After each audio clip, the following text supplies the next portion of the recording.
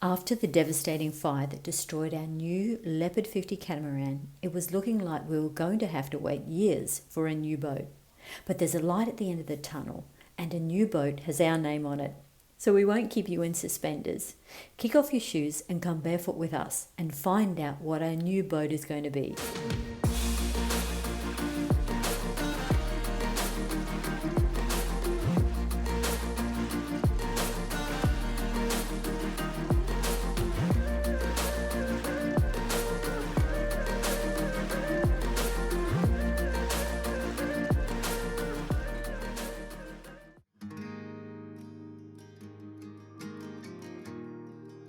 Hi everyone, this is Ellie and John from the Barefoot Doctors, and we thought we'd give you a great update on what's been happening in our world for us. A lot of people have been asking us, what are you going to do? What are you up to? What boat are you going to buy? And so we thought we'd give you the reveal. Yeah, so today we're going to tell you how we're going to go forward and what boat we're going to get, because we cannot live without a boat. So everybody knows, obviously we were sailing the Bahamas last year. Again, this year our plan was to go over to the Bahamas again, do the season over there, and then cross the Atlantic and start doing the Med and be in the Med for 3 or maybe 4 years before then sailing back, do the rest of the Caribbean and heading back to Australia. So that was our sort of grand plan. But of course we had the fire.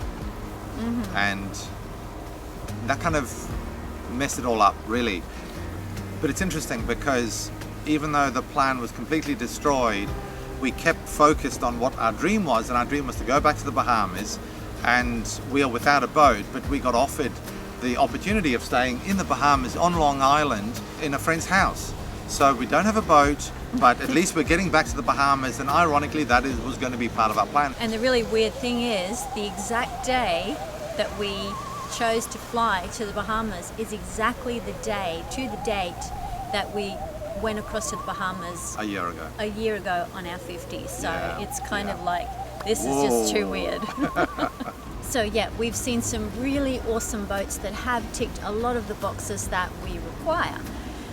We're still not done by any means. Our search is still on, but yeah, there's still boats over in the Med in France that we have to review, like the Explo Cat 52, the Neil Trimarans, and a few others. So we aren't finished looking, and we've also been invited to look at a boat, a really interesting concept design in Dubai too. So after we've been to the Bahamas, we're also going to fly to Dubai to check out this brand new design that is still on the drawing board. It's very exciting. But we are trying to find as many of the features that we want in one boat. We're still on the search for a boat that ticks more of the boxes for us. We're not saying it's the perfect boat, we're just saying ticking more of the boxes for us personally.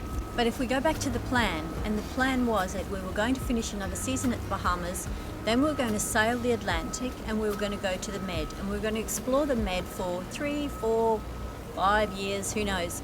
And we are certainly not going to get the perfect boat for us, in the next few months, unless we go second hand. But why don't we look to getting a boat in the Mediterranean? So we put our feelers out, and very quickly we were told that there was one boat left, a Leopard 45. It's going to be on display in the boat show at the Grand Mont Boat Show in France next year. And if we wanted it, we had the opportunity to say, yep, we'll take that, and Leopard would hold it for us. But we had to be we had to jump on it, and we had to absolutely be 100% sure, didn't we? Yep. There was another Leopard for sale that we heard about on a Monday. We asked about import tax issues in France. By the time the answer came back for that, 48 hours later, and we were going to say we'll buy it, the boat was already sold. It was gone. So we are in the situation where not only do we have to find a boat that we want, but we have to jump on it really fast. So when we were offered this Leopard 45 at the Grand Mont show as a showboat, fortunately for us it hadn't been sold. Well, Leopard actually held it back for us, and they had people very thankful snapping for that. At the heels saying, we'll take it. Are you sure these people want it? So we are very grateful for them to do that, because they could have sold it over and over and over. Absolutely. So we had to jump on it fast, and we know Leopard. We love Leopard. We know Leopard. And although the 45 wasn't our dream boat, we thought, you know what, for what it needs to do in the Med, it's going to be a lot more convenient to be a bit smaller anyway. So the advantage of the Leopard 45 in the Mediterranean, as Elizabeth says, is smaller. A lot of the harbours and ports in the Med are very small. They are very overcrowded, and you have to squeeze in when you're mooring stern to on the harbour walls. So a smaller boat is going to be actually an advantage. A 50 would be a little bit more cumbersome for the Med, but of course a 50 is better when you're doing the big ocean crossings later on. So we will use this Leopard 45 in the Med for those 3 years, and then make a decision after that as to what we're going to do. And that will give us, if we do move to a bigger, different boat later on, then we will have a few years to get it ordered and get it built and be able to go through that process again of actually making that decision. So what we've done is we put a deposit on the Leopard 45 at the Grand Mott Boat Show. We'll take delivery directly after that. We probably won't even bother about fitting it out too much and spending months and months doing a fit out, because we want to get the sailing season happening. Yeah, so the sailing season in the Med is April through to about October, and we're going to get the boat in May. We have to wait until it's registered, which is going to take us a month. That means we'll be starting in June. So we'll have June, July, August, September and October to go sailing. We don't want to spend another month or two doing fit out stuff. So we want to get on the water, get going and enjoy it. Any extras that we want to put on the boat, after that we can do in the off season, which is the winter of the Mediterranean. So just to give you an overview of what our plan is, because everyone was going, well, you're in the US and what are you going to do and all that sort of thing. We're in the US, we're about to fly over to the Bahamas for about 6 weeks until after the new year. We're going to head to Dubai for about 2 weeks because we're going to meet up with this, innovative new boat building people. And then after that, we're flying to France. Now, the reason we're flying to France is because for the last about 5 years, we've had a small little canal boat that we've traveled the canals and we've done France. So we're going back to that boat, we're going to do it up, we're going to sell it, and then we're going to, fingers crossed, go to Morocco. So we're going to go to Morocco for a few months. So the problem in France at this time of year is that it's very wet and cold, and we will head south to get out of the cold weather. Then we'll come back to the boat show time. And it'll be time to get our new 45. So of course it's very exciting. We've got to think of a name. All of a sudden we're going, what are we going to call it? And Phoenix is a bit obvious. Yeah, I mean, I sort of do like something that is attached to Dash, because that's kind of what we do. But we don't know whether we want to go down that road or what. So if you guys have got any really cool ideas for names for us, that is a standout, put it in the comments below. We'd love to hear from you. Yep. So while we're on the topic about boats and insurance and new boats and all that sort of thing, why don't we do an update about insurance, because it's such a drawn out process. Yeah, isn't this an exciting, fast process that we're going through so quickly? So I can't even remember how long we are after the fire. But anyway, the good news is the assessor for the insurance company has approved the claim, whoopee-doo. So he sent that off to the insurance company, approved to say this is okay to pay. So we should be paid out from our insurance company in relation to what we were covered for by that policy. So we are still waiting for that. He has told us it's all good and it's underway. We are expecting that to happen and be done. Can't say too much about the other boat, but what we can say is that they've been looked after. Yeah, if they're ahead of us in the process, I think that's a good fair for them comment. And they're being looked after, so everything is good with them. And of course the other big question everybody asks is what is the cause of the fire? Now, again, the situation really hasn't changed in regards to that. The investigation is still underway. The reason that is so slow is you have 3 insurance companies, all with their own lawyers and all with their own fire inspectors, and they all have to get together and agree on what actually happened. That's right. So again, we are trying to be diplomatic and we are not wanting to disclose what we believe and what we have heard, because again, that is all hearsay. But We don't believe this is complicated in any way. We're hoping in the future that, you know, it will all be out in the open and everyone will know what's going on. It's all being cleared up and there's no more speculation. The important thing here is that there's nothing sinister going on, there's nothing malicious going on, there's no serious sort of mechanical or structural fault being thought about here from the point of view of the boat. At the end of the day, I don't think it'll be such a complicated issue. People don't need to think of complicated conspiracy theories here or anything. It's pretty simple by the sounds of it. Yeah, we believe it's very simple. But we will still be doing, we've been having so much fun with doing interviews and walkthrough with boats and all sorts of different boats and yachts, that we're still going to continue to do that because we're still searching.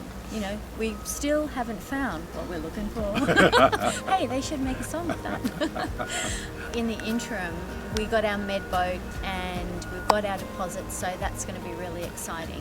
You're still going to expect walkthroughs and interviews and all sorts of great boaty, whatever innovative stuff that's out there. Yeah.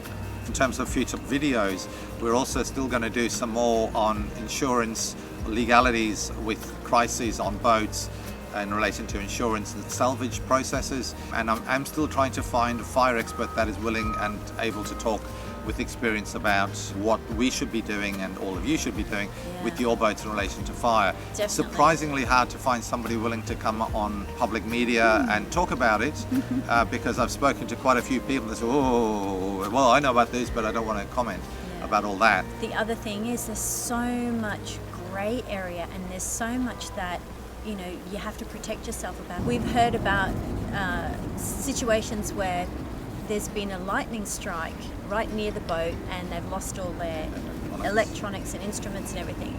But the insurance had the loophole because they wouldn't pay them out because they said they hadn't serviced their automatic fire extinguishers. That has nothing to do with a lightning strike, but because that was that loophole there, their insurance didn't pay out.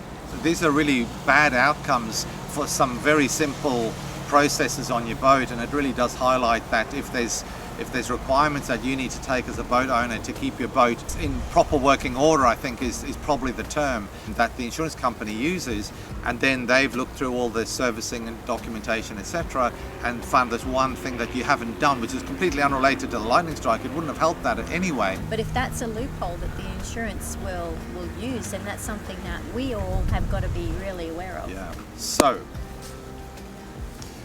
we are going to the Bahamas. We are. So we're very excited.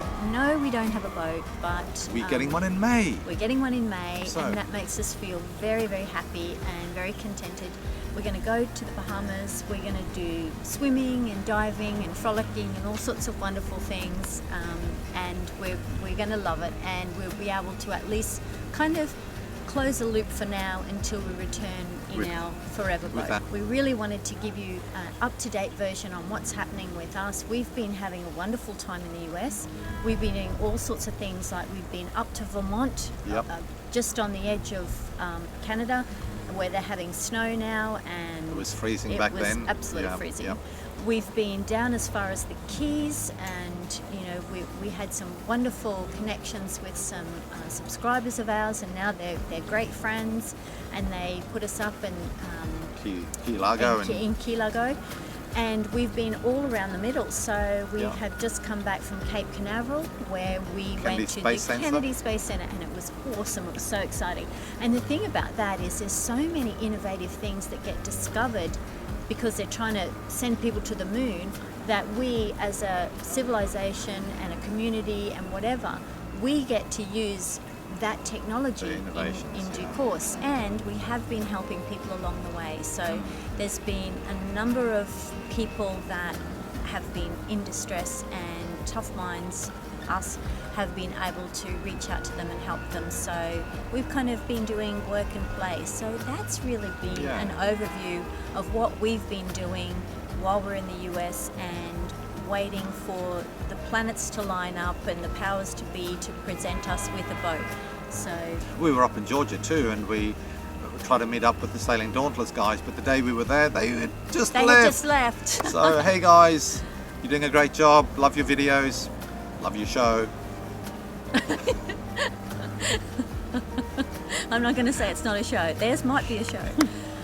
We also wanted to thank everyone for their great support. Yeah, if you want to curse somebody, the Chinese say, may you live in interesting times. So yeah, these have been very interesting times, but it's also new opportunities arise out of these interesting times. And we did say that the week of the fire, but we didn't know what those interesting times were going to be. Obviously, we are looking at innovative designs in Dubai. We are doing all these reviews of these other boats that we might not otherwise have looked at. So we discovered all this interesting stuff about fire and about insurance. And also we've met some incredibly wonderful people, we wouldn't have met because they wouldn't have reached out to us and said, hey, you know, if you're ever at the Keys or whatever, we'd love you to come and stay at our place, blah, blah, blah. So there's been so many people that we just wouldn't have known if the boat hadn't burned. Yeah. So if anybody's sailing past Long Island in the Bahamas, give us a hoy. Send us an email or a YouTube message. Yeah, or a Facebook message, Instagram message. Yeah. And we'd love to see you there. So we can show you around the island, you can show us around the beaches. Yeah. But we're going to be still doing regular updates, and we'll show you the Bahamas, show you where we are, what we're up to, what we're doing, so you can still continue to follow us on the journey. Yeah. And we've still got a lot more videos about boats coming up and all these other things. So we'll keep the videos coming and hope you enjoy them. You know what we'd like you to do? We'd like you to subscribe and like and ding the dong. And send us comments, let us know what you think about our plans, and also a new name for the Leopard 45. For our new Leopard med boat. Maybe Medidash. Who knows? Anyway, guys, lots of love from us, and we'll see you next week. All the best, guys. Bye. Bye. So, it's official. Congratulations on your new Leopard 45.